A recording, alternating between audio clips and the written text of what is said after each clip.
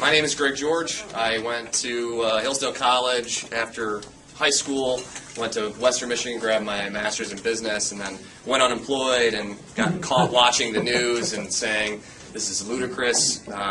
Fixing the economy isn't the government's job, it's ours, so they need to back off. So I looked up organizations, and AFP happened to be hiring, and they created a position to put me there. So that's how I got started. I wanted to go through, this is just very niche specific. How many of you are familiar with AFP in the first place? Most of you in here. So we're economic specific. We're going to deal with labor, education, taxes, spending, things like that. So I want to highlight particularly the road increase funding here. Our slogan for this particular thing, just think, prioritize the spending, don't raise taxes. Because when you talk about a tax hike, what is a lawmaker telling you when they say we have to raise your taxes? Well, they're saying that we're going to cut your budget. And the majority of lawmakers there are supportive of increasing the revenue towards roads. But what isn't being discussed is the idea of cutting spending in certain areas and redirecting that money, or finding a better way to raise the revenue, because I'll get to that in a second about sales tax. But just think of it as a cut in your budget, because it's exactly what a tax hike is. Governor Snyder, in his 2013 State of the State, came out, and this was like one of his major priorities besides Medicaid expansion and healthcare exchanges, was road funding. He said that there's a need to increase road revenue, and you can think of the number somewhere at $1.4 billion. It depends on how the calculations go, but it's somewhere between 1.2 to 1.6. So 1.4 is a fair number. It's one that's been used in the news a lot. So they want to raise taxes to fund roads by $1.4 billion. Well, what do we spend now? A good starting point is like, what do we spend now? Where are we now? Well, the state restricted funds, just state taxes only, is just over $2 billion.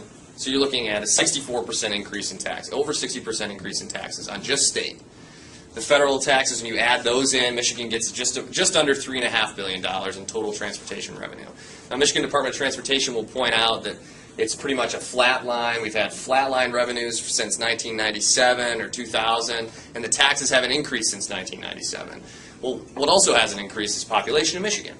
Right? So we haven't actually had the number of taxpayers here. So they leave that statistic out to benefit them. But I want to show you that this whole thing is turned into a crisis. With most government things, it's the war on something, or it's a crisis in road funding, it's a crisis in health care.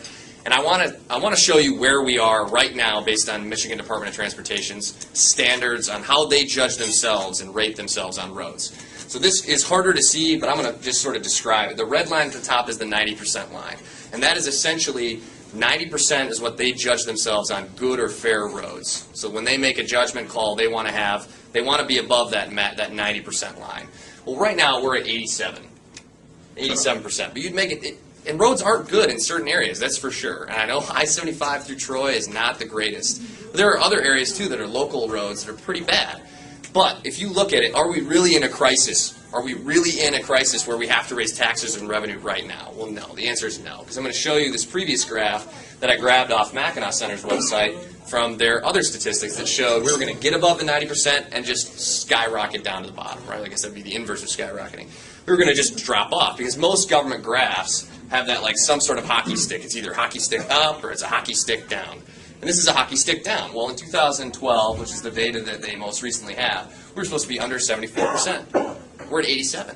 Now, a lot of that was because they sold road bonds and they got some stimulus money, but we're not in total road crisis mode if we're 3% off on what they judge themselves as what they want us to be at. Now, roads are important for the economy, so we're not saying to not fund them, but if they're a priority, let's eliminate some other things and redefine what the state government should be involved in the first place. So Snyder comes out and he has a couple proposals, and when you think of raising revenue for gas, it's the gas tax, state gas tax, and it's registration fees. And so that's exactly what he proposed increasing. So the slogan is, so on the other, I want to give you some hope here, because everybody can walk out of here promoting saving lives, and that's because the slogan that they're using is to just fix the roads, save money, and save lives. Well, the implication is that people are dying, right? People are dying because we need to save lives. Well, this is a priority in 2012.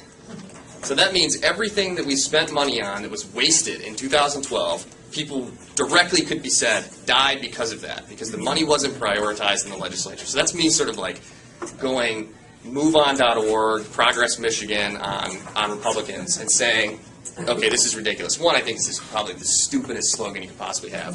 So I like to attack it. But anyway, so when like I said before, to raise revenue for roads, your gas taxes and your registration fees. So the initial proposal was to change the 19 cents flat tax that you have on per gallon of gas and the 15 cents for diesel and increase those. But the whole increase would come about with a conversion to a wholesale tax. And I'm going to get to that in a second, but that amounts to somewhere between 33 cents and 37 cents. And that depends on the average price of gallon of gas and what the average price of the wholesale was. So as that increases, that changes. But don't worry, the original legislation had a protection for you. They weren't going to allow it to increase more than 1 cent per year, and they would cap it at 50 cents right now. But what if lawmakers change? Or what if the crisis is still a crisis? Well, they can just change these things by opening up the bill and modifying it just like they do with most things. So do you trust the politicians to have this? No, right? It's a false choice. The other thing, too, is the wholesale price. I'm going to explain that here. When you convert it to a percentage, what it's going to do is it sounds great. We're going to fix this problem forever. That's the whole goal. Is we're not going to have to increase revenue for this because it's going to automatically do it. Well, that's just saying that taxpayers don't deserve a vote in it. And another thing that it does with the wholesale tax is when you do that, regulations are definitely impacting the price of a wholesale.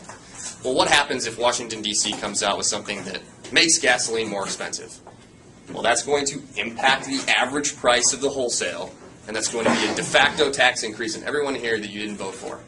So the problem with that is it's not transparent. Taxes should be very transparent. So you see it, you know where it's going, you know what it's being taxed. And gas taxes are a good way to do that because it's a user fee, user pay, user benefit system. But converting it to a wholesale tax is not the way to go.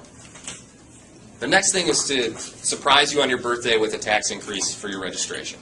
And that ranges anywhere between 60 to 80%, depending on what kind of car you have, what the list price is, and then also whether or not you have other things too, how many cars you have. But it's anywhere from 60 to 80%, and it also originally changed the way that it would gradually decrease down to 72.9%. And it would leave it the same price, the tax hike, for 10 years. And then it would cut in half. So you wouldn't see a reduction until the car was 10 years old. Now that wasn't very popular. Go figure. So the alternative was, we'll give you a choice. We're going to give taxpayers a choice. We're going to allow them to, we're going to put on the ballot an increase in the sales tax. So if they don't like any of option A, if they don't like this option at all, they can just vote to say, screw this entire option, get rid of all gas taxes, and we'll just pay a higher sales tax on all goods. So, moving it from 6 to 8. Michigan right now, if you look at our total taxes on gas, we're the 4th highest in the country. The original Proposal A that Governor Snyder proposed would give us the highest taxes on gas in the country. Immediately. Like, immediately. By a lot. The next proposal, to do sales tax, if you don't like that, you don't want to be the highest gas taxes, well, we can have the highest state sales tax in the country. Those are awful options to making Michigan competitive, and it's not reinventing it, so to speak, as he says.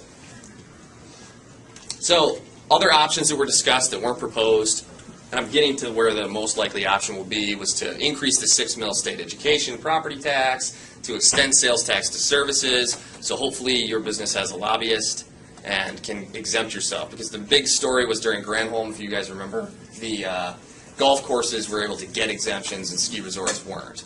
Well, whose lobbyist was present on that day, who had one, and who was getting paid better, or who had the better relationships. So it's just another awful way to try and raise revenue. And again, it's a tax hike, which is a budget cut for you. And it's showing that they're not able to just prioritize spending. So the most likely option, and actually Tom might know more, but this is sort of what we're getting, will be the option, is that when you go to, how many of you know when you pay at the pump, when you go, the price per gallon includes a sales tax? How many know that it doesn't go to roads? A couple of you, right? none of that goes to roads. So like that's why we have the highest, like very high total taxes on gas. And another thing that's kind of interesting is the sales tax is on top of the federal tax. So like they add the 18 point something cents per gallon federal tax and they sales tax the tax to get more. But if you exempted gas from sales tax, that's roughly $1 billion, like 960 million is basically what it is. Well, that's a huge chunk of what they want to put into roads. And that's what should have been going in the first place, probably, since we were paying for it and everyone in this room thinks that the money they use there goes to the roads they drive on. Well, that's not the case. So there's a proposal, there's a bill, I think it's House Bill 4359, will exempt gas from sales tax, and it discusses that in the legislature. But they still want to convert to the wholesale percentage instead of the flat one, which takes your vote out of it, your call with the lawmaker. And also, they're still talking about increasing registration fees by somewhere between, I think it's like 5% to 20%, depending on whatever bill that you look at. But it's still a tax increase. They're not talking about cutting spending. Now, what does the sales tax go to? Who can guess? I mean, who can guess? Where does the sales tax on gas go? Schools and local governments. Well, they're not going to sit quietly by when they lose $900 million. It's not $900 million, but schools will lose, I think it's like $700 million. And I highly doubt that the MEA and the ATF are going to sit back and be like, well, all right, saving lives. Yeah, you would think, right? You'd think, oh, we're going to save lives, and they can get to school on time, and they can work. No, they're not going to do that, right? They're going to say, well, we need to raise taxes for schools, and that's sort of exactly where it's kind of going. The discussion is moving towards no one really likes to raise gas taxes when you're going to the pump now and paying over $4 a gallon. That's not exactly an easy thing to sell. But if you were to fix the sales tax issue and revenue neutral it, which would be a good idea, and cut spending and prioritize it, then you could actually get something going. But the education lobby, the local government lobby, they're going to be teaming up, essentially is what we think, to sell a sales tax hike. That's still being discussed, except it wouldn't be 2%, it'd be 1%, so you'd be paying 7% on certain things. But in order to do that, you have to get a 2/3 majority vote, or supermajority vote in the legislature to put that on the ballot. Well, you need Democratic votes to do that. So in order to do that, you can sell it as more money going to education. And it puts very powerful lobbies teamed up together to do that. You have road lobbies, the Michigan Transportation Team, which just came up with that magical slogan. And then you have the education lobby and local government lobby. They can all sell it as more money for kids, more money for police, and more money for fire, which is the de facto way to get tax increases on everyone in this room. It's way easier to sell those. Now, we have had extra money come into the general fund. If you've paid attention to the news, now everybody's like lined up to get some of that money. Governor Snyder and the legislature have said we can put about $350 million of, I think it's nearly $500 million, into roads. Well, that helps us kind of keep the discussion going. So thankfully we've had that extra money being able to go in, and it slows this whole tax hike down. So what about cutting spending?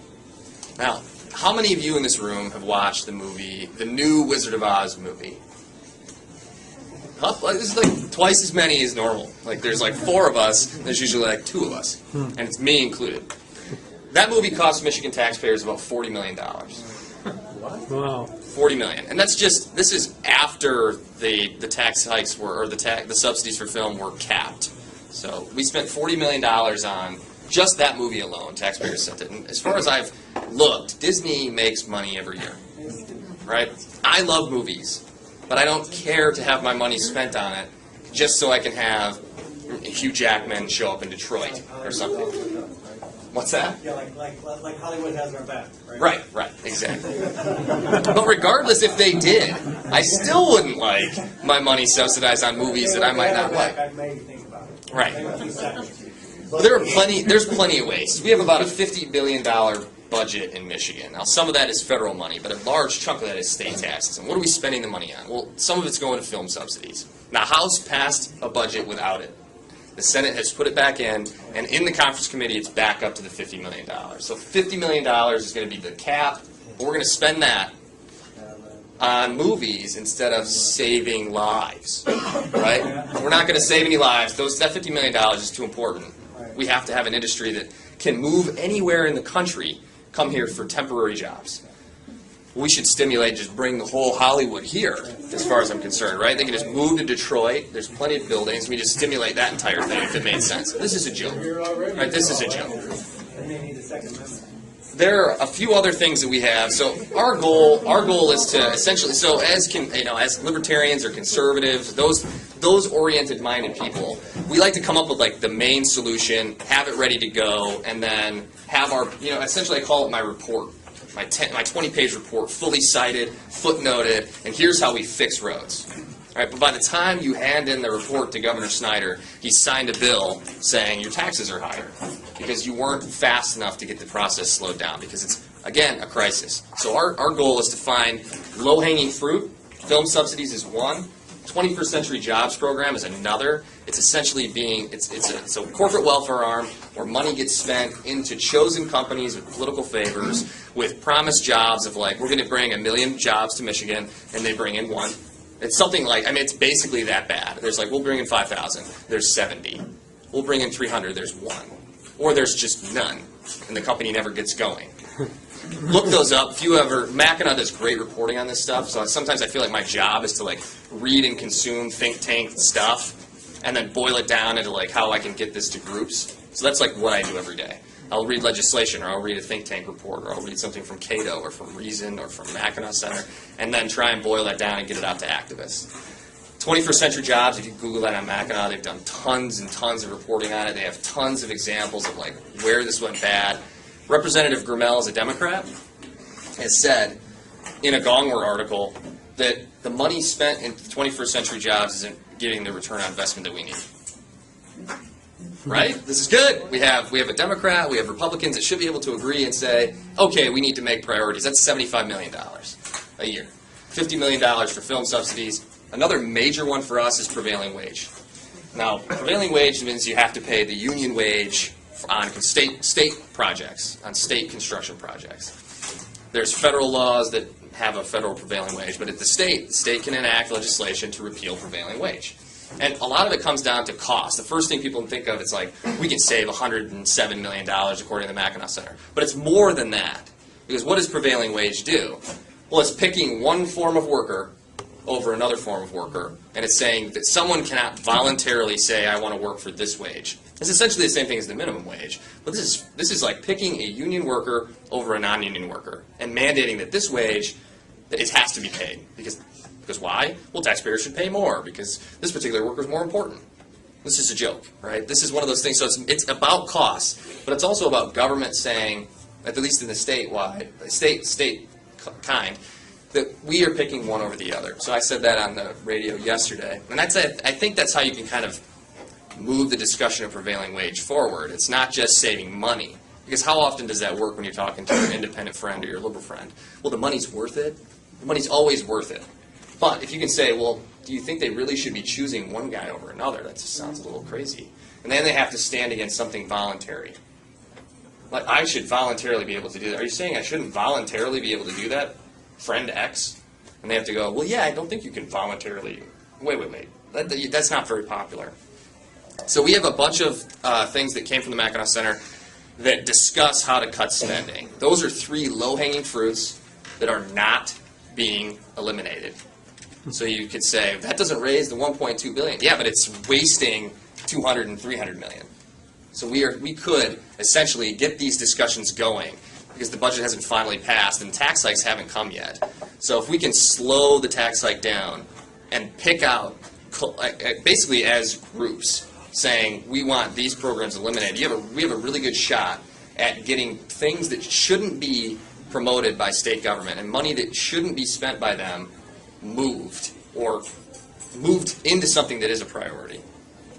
There's a lot more. I passed out sheets if you didn't get one. They're up here. Senator Colbeck does come out, and he was one of the few lawmakers. I'm sure Tom McMillan has too, and he's been fighting inside on it. But Senator Colbeck came out, and there was a Detroit Free Press article. And I like to highlight it because it sort of promotes a couple free market ideas and the idea that we don't need to raise taxes or cut your budget.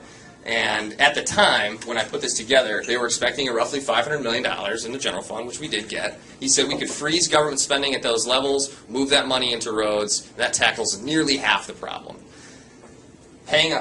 Just to let you know, I like pointing this out, right now you're spending $240 million roughly a year on interest payments for roads, for the debt that they sold in order to keep it, I think, at that 90% level. A lot of it was front-loaded. If you read some articles, they'll say we were able to keep basically the roads at that status because we sold debt with future expected revenue in order to do the roads now. It kept it at that 90% number. Well, now they're not able to offer new debt, but they could if they were able to increase taxes and new revenue was supposed to come in.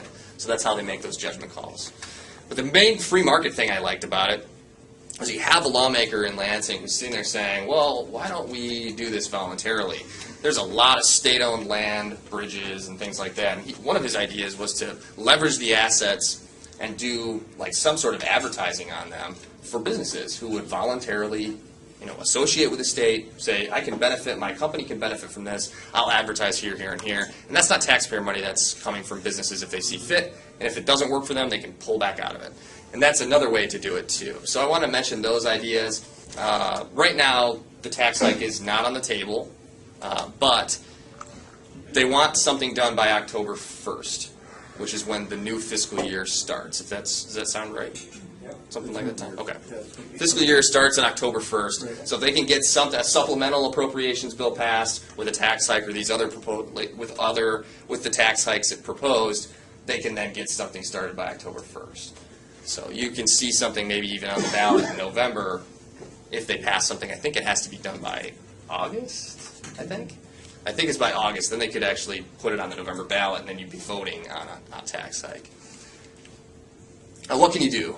Oh, so this is the billboard that I thought was kind of funny, that they drive around Lansing. So this is the power of the lobbies that they have. And this is just a mobile one that drives around Lansing, and it gets the Lansing insiders. But they have things like this up on 496. I've seen them on, I think, I-96 maybe. But they're putting these up so that you can say, and they get it to, if you follow a lot of the social media, it's just fix the roads. Just fix them. Right? And you get sick and tired of hearing about it, and they're like, fine, whatever. Just fix them. That's the slogan, justfixtheroads.com, save money, save lives. Again, which implies that people have been dying in the first place, which seems unacceptable. So when you call your lawmaker, if you haven't taken action, how many of you have taken action on something before? Pretty much everybody in this room. Okay. If you haven't taken action on this is probably one of those issues you're going to need to. Now, it's hard. Yeah. Who's providing the money for those advertisements? So there's the Michigan Infrastructure Transportation Association as the road lobby. That's probably where some of it's coming. They have this thing called the Michigan Transportation Team. There's a list of pretty much every single lobby group you can think of, or local road commission. Paving companies, things like that. Those that would think of companies that would benefit from a tax hike on roads, and those are the ones that are paying for it. But they aren't all able to vote like you guys can. Now, if you call up your lawmaker and say, I oppose a tax hike on roads, it's hard to peg a certain bill to this because there are tons.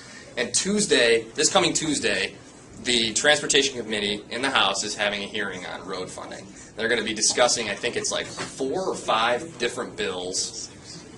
6, but are they all towards a tax hike? I don't think it's all of them. And that's another one that's on there too. Yeah, that's I think one of the, I don't remember the bill number, but another one that's like traffic cams and things like that people in this room might be interested in. But a lot of it is the conversion to the wholesale tax, the changing the language in order to do that, and things like that. So call up and say to your lawmakers or email them and let them know. I mean, they're not in their offices right now. You can call and leave a voicemail. So when they get there on Monday, they listen to it. So if you're afraid to talk directly to them, call after hours and leave a voicemail. It's just as powerful. Say, I'm so-and-so from this district. I oppose a tax hike. So taking action is crucial to stopping this, just like it is before when Dennis was talking about how to get these things going. It takes extra work. But you have a lot of influence on lobbyists, or a lot of influence that lobbyists don't have, and that's your vote, and they can't vote 1,000 times in Tom and Milton's district. Thank God. So get on social media. If you're not on that, social media has been really pretty key. They do a lot of, the Just Fix the Roads things has a hashtag on Twitter which is just, it's called Fix the Roads. And it's all one word with the pound sign in front of it. And I schedule tweets constantly to be on there saying, I'm doing a gas tax talk in Troy, I oppose this, or I'll get on my personal account and do it. But it interferes with their discussion by using the same one. So if you're not, you could do stop gas tax, and then we can all talk to one another, which is important. But it's also important to show alternatives on the same feed of these that other people are going to get on, especially when they're advertising it in such a powerful way across the state.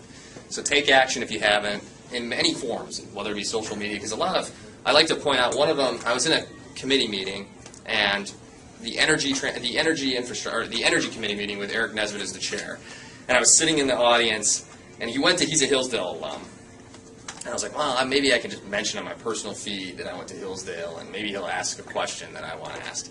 So I send a tweet, and he's a younger guy, pulls his phone out, and looks around the audience, like knowing that I'm in there, because I don't think this one was particularly broadcasted.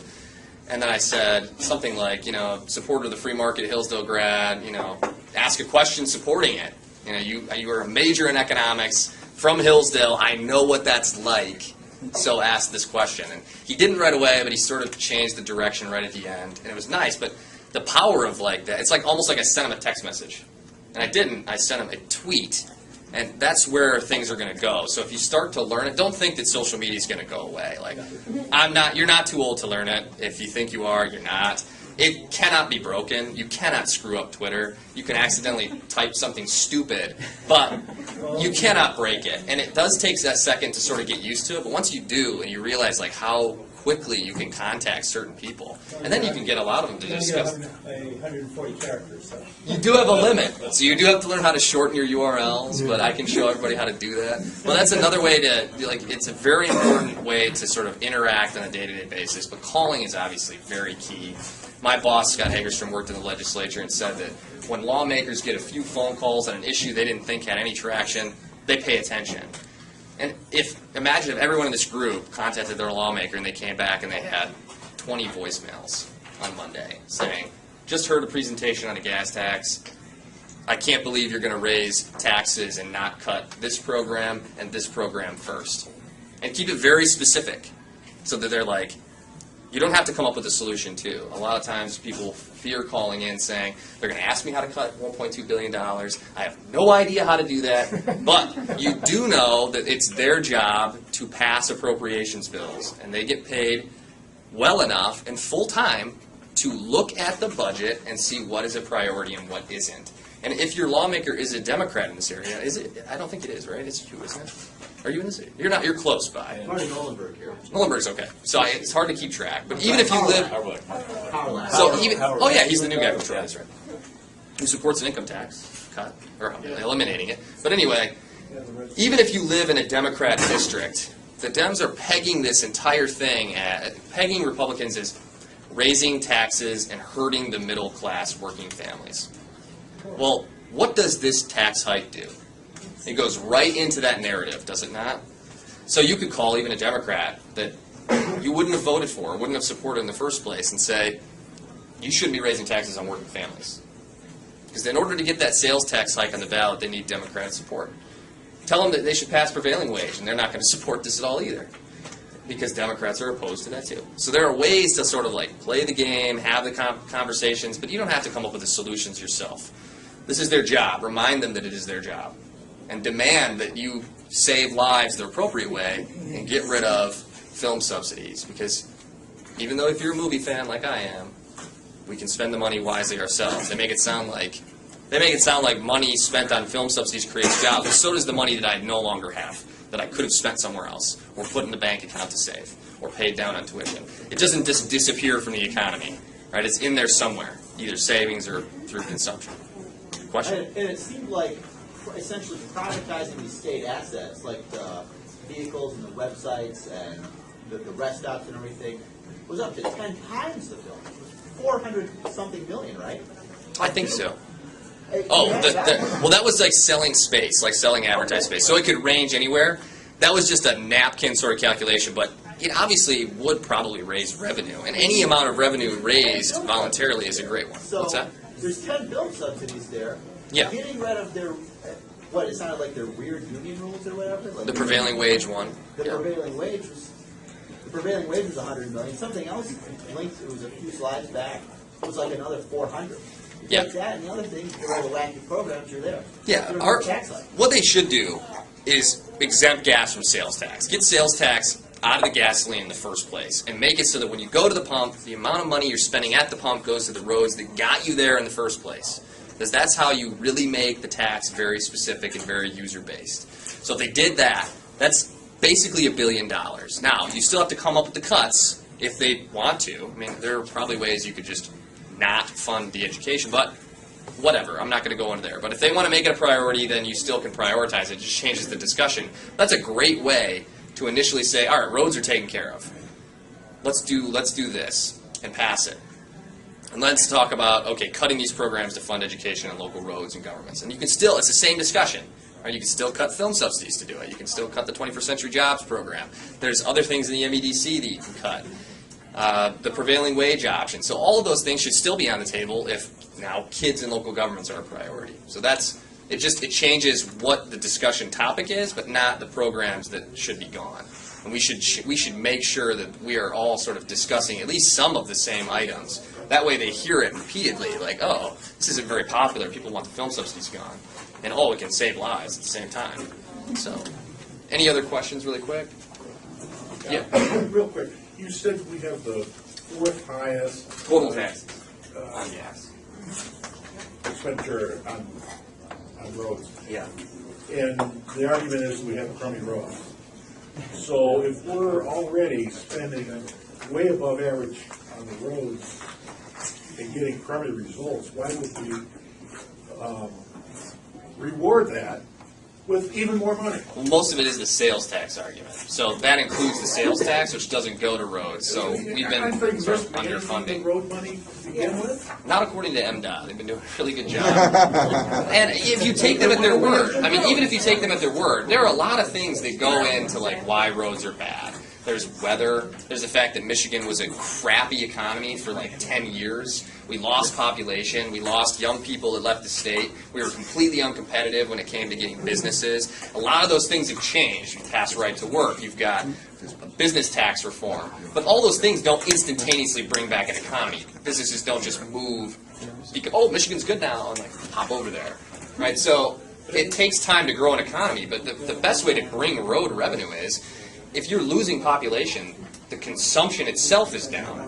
So there's probably been a stagnant amount of revenue going in, not because we haven't raised taxes, but because we've been doing things completely to make ourselves uncompetitive in the first place. That's the real problem with it. It's not that lawmakers haven't tackled the issue since 1997. We haven't raised the road taxes since 1997. Well, no. Right? We did a bunch of crap to cause people to leave, which caused the tax revenue not to be there in the first place. So, and then when you have sales tax on top of it, that's where you're losing a lot of that number, the fourth highest, includes the sales tax number. So when you include that in there, that's why we're so high up. I don't know what it would be if we moved down, but it wouldn't. I mean, we wouldn't drop below half. But we're still pretty high taxes, but a lot of it is Michigan just not competitive, and we are getting there.